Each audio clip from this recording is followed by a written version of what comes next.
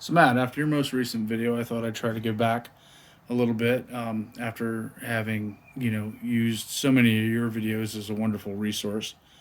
Um, Originally, I'm a blacksmith, or at least I like to in my free time, and I was very interested in Japanese style stuff.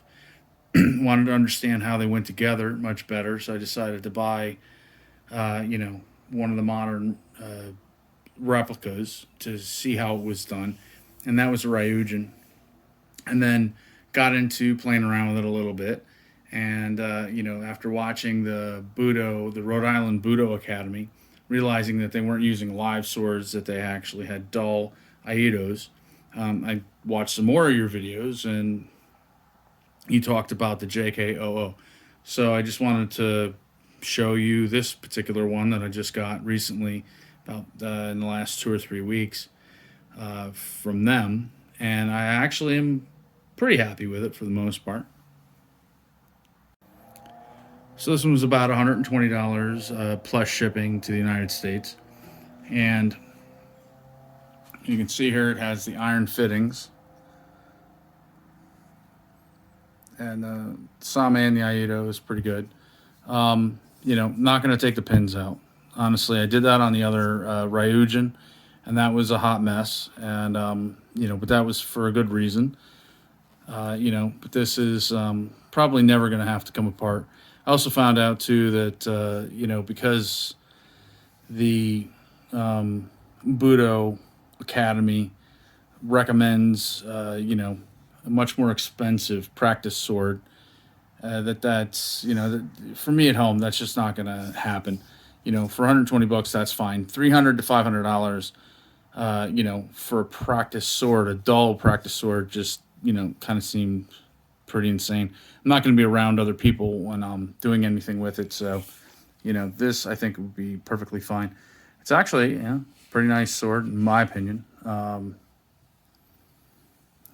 There's a couple of things that are not consistent, I think, with official traditional swords. Predominantly the fact that the hamachi right here, you can actually get your fingernail inside the hamachi and the habaki. I believe that they were supposed to go down and be tucked inside to protect that part of the blade. And then the munimachi, would have a little bit of a gap right there, which makes sense.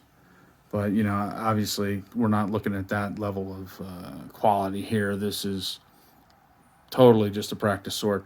And, I like the idea that they did, the wire brushed hamon. That makes it look good. So as a training sword, I decided to go with the bohi. From what I've been reading and watching, the bohi helps, tell you if you're swinging correctly. You get the right sound if you are, and I guess you won't get any sound if you're not. And then you can see, of course, the rain pattern on the habaki. And these are all iron fittings. And I'm pretty happy with them.